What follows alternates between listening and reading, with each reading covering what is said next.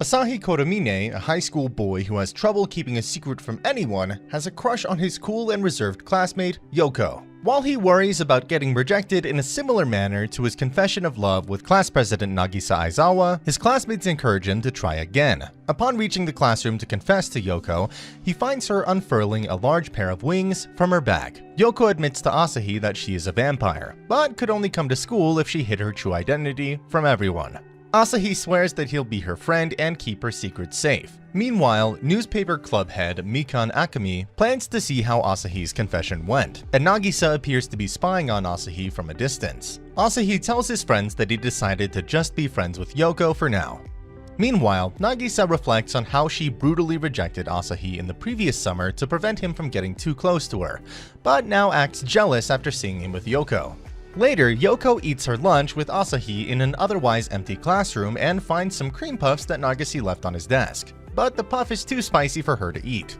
She inevitably reveals her wings as Nagisa steps into the room, but Nagisa in turn accidentally reveals himself to be a tiny alien, stepping out of her human-sized external unit, while holding a tiny ray gun at Yōko. While worrying about her own secret identity getting out, Nagisa chases after Asahi with a hammer she refers to as a memory erasure apparatus, but Yōko saves Asahi from getting hit by it. In the end, the three decide to keep each other's secrets safe, while Mikan is shown digging a listening device out of an uneaten cream puff. Mikan tortures Asahi and his friends for more information about Asahi's meeting in the classroom with Yōko, but he refuses to tell her anything, fearing she would spread the information around the school like she did in the past. Later, Asahi's teacher asks him to deliver homework to Yōko, as she's sick and can't come to school.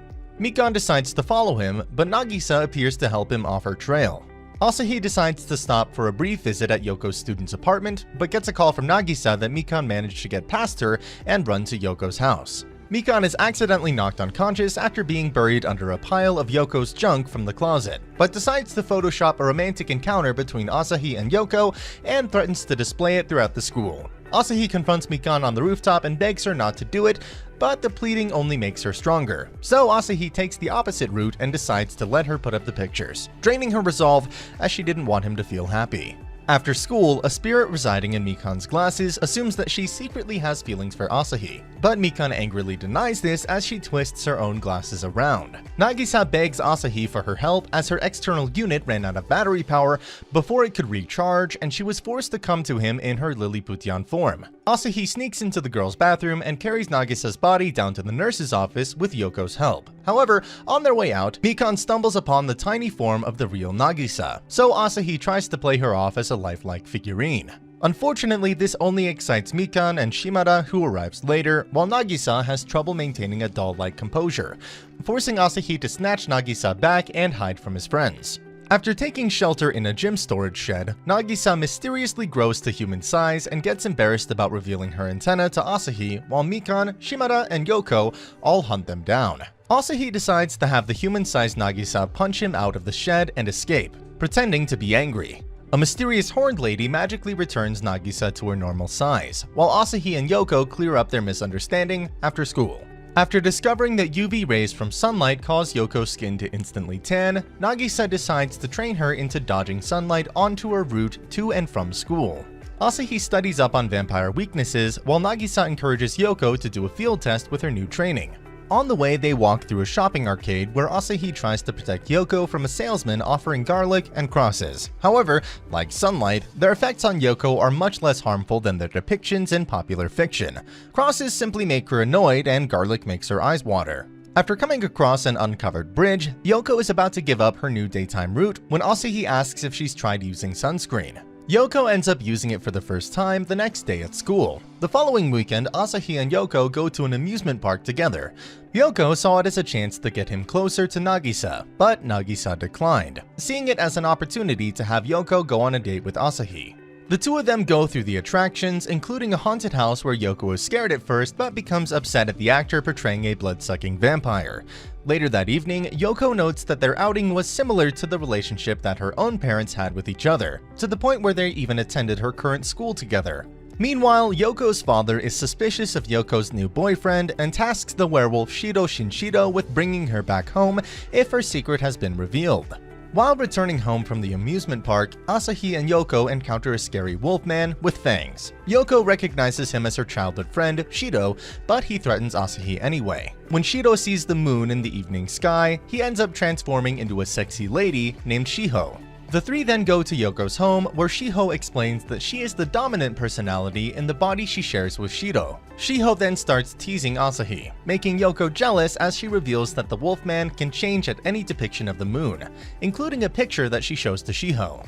Meanwhile, Nagase heads to Yoko's home to make a peace offering with her homemade cake, but upon arriving finds Shiho pinning down Asahi and leaves. When she returns a moment later, she sees Shido in the same position and flees at the sight. Eventually, the girls clear up the misunderstanding, while Shiho tells Yōko in a private moment that she would be more honest about her relationship with Nagisa. The next day, Shiho appears in Nagisa's class as a transfer student, introducing herself as a pervert. After being relentlessly teased by Shiho's body in school, Asahi begins to projectile nosebleed while Nagisa starts to get jealous. Asahi runs away to meet with Yōko when the two see a tiny girl with horns walking by them. Soon, Yōko decides to speak directly with the girl, who tells Yōko that she's Akane Komoto, related to their homeroom teacher. Akari the teacher then shows up to wrangle Akane back to her office, where Asahi and Yōko learn that Akane is actually a 1,000-year-old devil with real horns and Akari's great-great-grandmother. Akane also claims that it was thanks to her that the various supernatural creatures were allowed to transfer into the same class. Despite Akane's attempts to portray himself as an adult, Yuko keeps baiting her into childish reactions with snacks and claims to be the more mature girl. The two then decide to have a sexy contest in the empty school gym, with Shiho acting as the judge while Nagisa starts tracking mysterious demonic energy from her cat-like spacecraft elsewhere in the city. In multiple contests, Yōko and Akane try to one-up each other to prove their sexiness, except Shiho keeps getting the strongest reaction from Asahi. Finally, Yuko challenges Akane to survive by eating awful cream puffs that Mikan made earlier. The contest ends with Yuko and Akane blowing up the gym in a large explosion and sending Nagase's spacecraft flying from the shockwave. Asahi finds out that he has to retake a cooking class, having missed the previous one. He's delighted to find out that Yuko, Nagisa, and Shiho are joining him in making curry, but soon finds out that all three girls have trouble making it. Nagase's directions lead her to make a chocolate cake, which is accidentally tossed out a nearby window where Akane catches it with her horn. After taking a bite, she falls in love with it. Mikan decides to buy Akane lots of snacks in hopes of getting an interview with her, but Akane slips away until Akari appears to wrangle her back in to the home economics room. However, both women are sickened to find out that Yuko and Nagisa got too enthusiastic and added something to the curry that causes it to spew poison gas. Later that night, Akane breaks down the wall of Akari's apartment and demands that she get Nagisa to make more chocolate for her. When Akari refuses, Akane responds by magically steering an asteroid towards Earth, threatening to destroy the planet. Yuko, Nagisa, and Shiho reunite to make chocolate in the same room, but Akari discovers the asteroid veers off course when Akane loses concentration. So she ties her down to a chair and force feeds her chocolates made by everyone except Nagisa. Even as Akane tries copying herself to reach Nagisa's chocolate, the other girls manage to fight Akane's clones off until she loses enough focus that Nagisa's comrades in outer space force the asteroid to make a U-turn, saving Earth from destruction. And that's the end of the video. As always, if you liked what you saw, subscribe to the channel. I'll be uploading lots of videos just like this, so I'll see you in the next one.